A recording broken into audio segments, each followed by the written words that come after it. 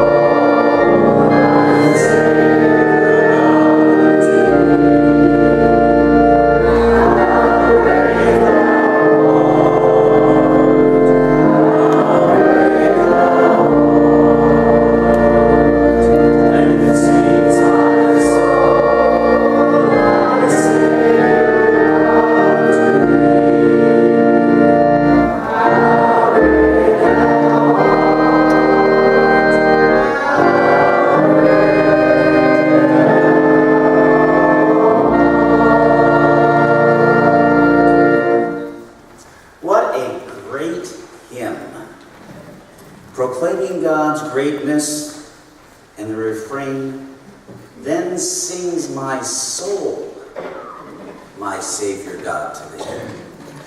You know, sometimes it feels like our souls do just have to sing, to let out a yelp, to let her rip and break forth in music. The other day when I was driving in Quakertown, I pulled up to a traffic light at Route 309 and 663, and I was in the right-hand lane. And as I stopped at that traffic light, I looked to my left, and there was a fellow about my age in the car to my left at the stoplight, and I could see him bebopping back and forth. His head was going, his lips were going, and I just knew that he was singing along with the radio in his car. I couldn't resist it, so I put down my window to hear what he was listening to. And loud and clear came, "You ain't nothing but a hound dog, crying all the time," and it went on and on and on. And he was just so far into his spirit, his soul was singing. I was so tempted to scream at the top of my lungs, "What station do you have on?" I didn't do that. But indeed, his soul was singing at that sound. It's true, isn't it, that for many of us, there's certain music that allows our souls to sing. Perhaps it's music from a special movie that when it comes on or when you think of it, it just lifts you up. Maybe it's a song from your youth that really captures your heart, and every time you hear it, you're just ready to go. Maybe it's a hymn from the hymnal. But it's something that just sets your soul singing. It lifts our hearts and brings us alive in a special way. You know, that's one of the reasons we use music and have music in our worship experiences on Sunday. Because music can allow our souls to sing. And that's nothing new to us as modern-day Christians. I'm sure you probably remember lots of examples from Scripture where music and song was special and used in worship and praise of God. You probably remember from the book of Exodus when Moses and the Israelites crossed the Red Sea successfully, and then Pharaoh's people followed and were swallowed up in the water. Moses' sister Miriam immediately broke out into song, thanking God for what he had done for them. You might remember in 2 Chronicles, Solomon, the first time he saw the Ark of the Covenant.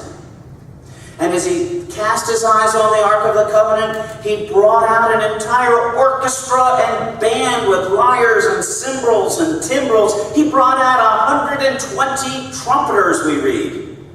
Can you imagine how crazy Derek Smith would have been at 120 trumpeters? He would have loved it. But that music, that sound, was sound of joy, recognizing that God was doing something special for his people. And in the call to worship, which all of us shared in just a few moments ago, from the book of Psalms, you know, you probably recall also that the book of Psalms is an entire book of songs that originally were sung, not said. And the one that we chose to use this morning speaks about singing a song of joy, making the sounds of happiness and praise. And you know, even Jesus, on those very last days of his life, with his disciples in Jerusalem, when they gathered for the Passover meal, what we call the Last Supper. In both Matthew and Mark in Scripture, we're reminded after they had that meal, they went out to the Mount of Olives and sang hymns together before he went aside to pray. Scripture gives us countless examples of the power, the purpose, and the inspiration that music can give as a means of praising God and bringing our hearts and our minds into His presence. That when we get engaged in that music and certain kinds of music, it pulls us into thinking and feeling ideas and relationships with God. Think about that for a minute. What a powerful, powerful thing. That music is a way to bring our hearts, our minds, and our spirits into the presence of God. What a holy gift it becomes. I mean, I don't know about you, but sometimes my heart and my spirit and my mind get a little bit distracted. Sometimes my heart can get off on tangents, thinking about other things. Maybe it's about mother on Mother's Day. Maybe it's about father. Maybe it's about grandkids. Maybe it's about other things. But my heart can go off into other directions and get focused over there. My mind? Oh, my mind can go all sorts of places in the course of a day or a week. I don't know about yours. On a day like today, I can be thinking about the hot weather. I can be thinking about family things. I can be thinking about the great buffet that's coming up soon. The shrimp and the sticky buns and the other stuff. But my mind can go in all sorts of places and not necessarily be focused on God. And my spirit? You know, I want to be honest, sometimes my spirit isn't necessarily all that focused on God either. It's focused on worrying. It's focused on finances. It's focused on friends or disappointment. But you know what? If I start thinking about standing on the promises of God, or how great thou art, or amazing grace, or other kinds of songs, my heart and my mind and my spirit are pulled back in to the presence of God. How wonderful that no matter where we are, that if we're in the car, if we're in the chapel, if we're in the hallway, if we're at school, wherever we happen to be, we can come to whatever kind of music is meaningful to us and come into the presence of God. Thinking about God's love and His faithfulness and His creation. Thinking about, quite frankly, how great thou art. Now, in case you're not convinced of how powerful music can be as a spiritual strength, I'm going to ask you to do a little comparison. And as a preacher, I hate to do this, but I'm just going to put myself out there in all fairness. And I'm going to ask you, think back to your childhood. Now, for some of us, it's a little longer than others. But think back to your childhood and focus on the most meaningful sermon you ever heard given by a preacher. I'm seeing a lot of dazed looks out there. Okay, that's all right. Now I'm going to ask you another question. Think back to your childhood. Do you remember any church songs and hymns? Praise Him, all you little children. God is love, God is love. The B-I-B-L-E, yes, that's the book for me. Who can make the sun shine? I'm sure I can't, can you? I've got the joy, joy, joy, joy down in my heart. Zacchaeus was a wee little man, and a wee little man was he. Couldn't we just go on and on and on? I don't think you have nearly as hard a time touching that memory, that strength, and I'm going to call it that part of your relationship with God in music, as I or most of us would have saying, tell me about a sermon you heard when you were 9 years old. I mean, I'm realistic about that. Wow. This music is a gift. A gift from God that allows us to come into His presence, to return to His presence, to find strength and peace and encouragement.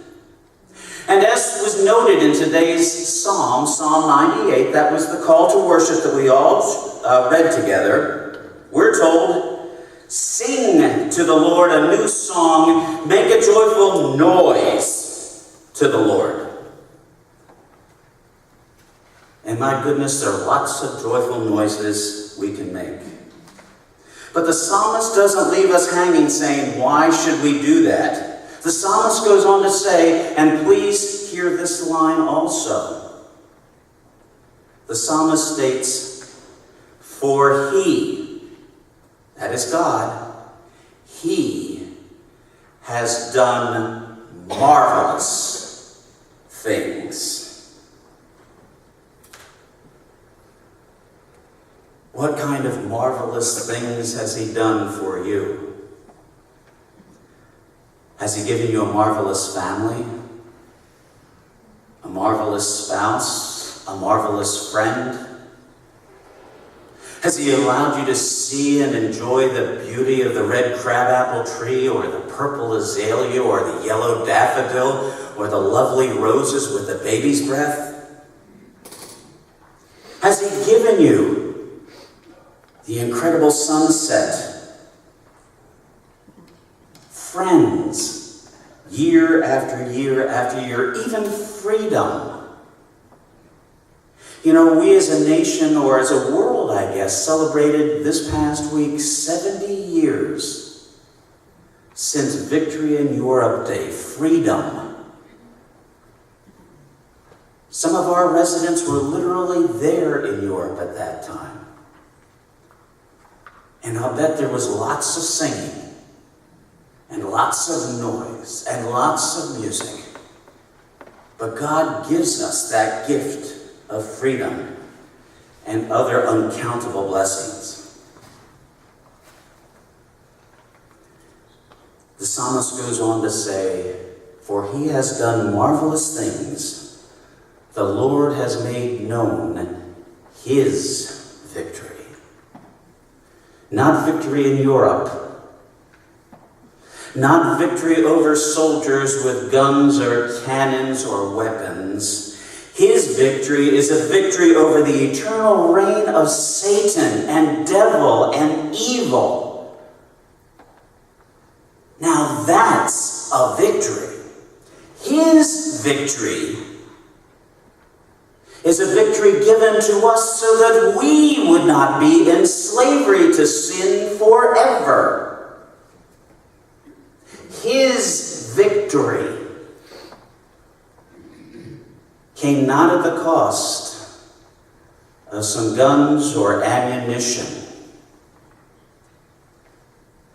but at the cost of the life of His only begotten Son, Jesus, on Calvary's hill. He has done marvelous things. He has done marvelous things for us. And His greatest victory is a victory that He offers us. He remembers His steadfast love and faithfulness forever. Not just on Calvary's hill 2,000 and some years ago. Not just 100 years ago or 50 years ago. His steadfast love is a victory that He remembers each and every day, not only in the past but today, for each of us and in our futures.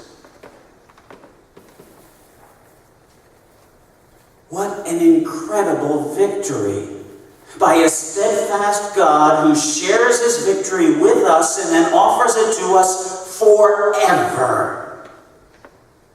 Yesterday, today, and tomorrow. You see, our joyful noise is not about singing a few words of a hymn. It's about recognizing that we have an awesome God, a loving and steadfast God, and that we are so important to him personally. Whether our name is Bob or Beulah, whether it's Sandy or Dick, each of us is that important to our incredible God. And so I think about those encouraging words from the psalmist. Sing praises to the Lord. Make a joyful noise. For our God is loving and victorious and awesome, and he shares all that with and for us. Why wouldn't we make a joyful noise? You know, when I was a parish pastor and I would be in this position looking at a congregation, I could always pick out, knowing the people over the years, which ones were going to sing and which ones weren't. And I'd often ask myself, I never had the nerve to ask out loud, maybe I should have, but I'd often ask myself, why on earth aren't they singing? This is not a comfort level. I don't sing because it makes me feel good. I sing because it's a chance to praise God and recognize and thank him for what he has done. And if I believe that he has given his son, Jesus Christ, to die for me, why then wouldn't I want to sing and just let her rip? That's what music and the gift of God is all about. Now, I'm not so naive as to think everybody is equally talented in what you might call the fine points of music. We're blessed to have wonderful people like Ruth and others who lead our worship, and they're really great, talented musicians. I alluded to Derek Smith, and you know, when he plays his trumpet, it's a thing of beauty. It's really great. Some of you might remember a fellow named Jim Hendricks who lived here, and he could just pick a banjo like nobody's business. It was just great. And his experience in praising God was country western, and that was perfect. And me, well, I'm an expert at the dulcimer. Who's chuckling out there? You didn't know I was an expert at the dulcimer?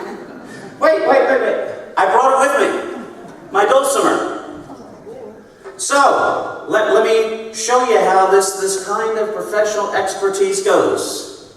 Oh, Lord my God, when I in awesome wonder consider all. Dick, you're nodding. I guess my point is not all of us are equally talented in the fine points of discipline of certain instruments, but my question would be, is it the quality of the music, or is it the reason for trying that God is interested in? Now, please don't all of you show up with 100 dulcimers next Sunday and tell me that you're here to try, because that would just be a crash and burn. But the point I'm trying to make is, you know, there are some people who have specific talents in instruments, and it's great that they can glorify God. But there are other people who have other talents and other skills. And the question is not, what do you think of my effort? The question is, why am I making that effort? Realistically, people like different kinds of music. I could ask Ed, and he might say, I like traditional church music. I might ask these young men up here, and they say they like rock or rap. I don't get it, but they might say it. But they have different tastes. Someone else might say country western. Somebody else might say, I like those contemporary worship services. It doesn't matter what the different tastes and the kinds of music that people enjoy. It's not a matter of expertise, it's a matter of praising and loving our God in a way that is meaningful to us, so that we can express our gratitude and our love. Finally, and I know you all get smiles on your faces when I say finally, because that means it's almost over. But one little personal story that I'd like to share that I think ties in with some of this. And it involves my dad. Now, if this doesn't ring true, you can check with Dick, because Dick knew my dad. But my dad, in Flowertown, Pennsylvania, was known as the Reverend William E. Nye III. He was a Lutheran pastor. And when it came to singing songs and making a joyful noise, he couldn't carry a tune in a bucket. He was horrible, just downright horrible. I remember when Mrs. Stokowski, the church choir director, came to my father and said, "Pastor Nye, you really like to sing, don't you?" And my dad, "Oh yeah, I like to sing." And she said, "Could you cut it out?"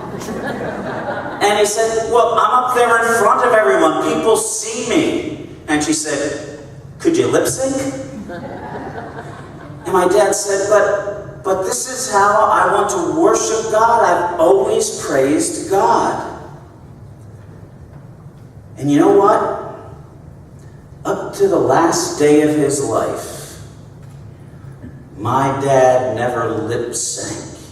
He never wiggled his lips. He sang with verve and energy, enthusiasm. It might have been what the psalmist called a joyful noise, rather than a great song. But it was in his heart. He was committed to the love that God gave him, and to responding in whatever way he could. It's not a question of being a perfect musician, whether it be an instrument or a voice. It's a question of giving thanks to God in song, of coming into his presence in a new way, of recognizing the awesome things that he has done. And music can do that for all of us. It can join us together. On a morning like today, coming from all sorts of different places historically, different denominations, different states. In fact, it can unite us through the ages with the saints in praising God and recognizing what he has done for us in Jesus Christ. We can recognize the most beautiful music that takes place anywhere, whether we call it rap, rock, Western, traditional, contemporary, whatever we want to call it, is not focused on our mouths. It's focused in our hearts.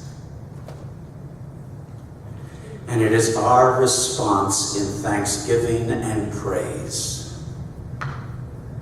to an awesome, almighty, loving God and what he has done for us. Not only what he has done, but what he will do. Just a couple of minutes ago, we sang together, "How Great Thou Art." And the refrain to that says, "Now sing my soul, my Savior God, to thee." I'm going to ask your help today in concluding the sermon or the message, and ask if we can sing together just one time, but that refrain. Ruth is going to give us a little introduction. It's in your bulletins. But if we could sing and you could think about, "Now sings my soul, my Savior God, to thee, how great thou art."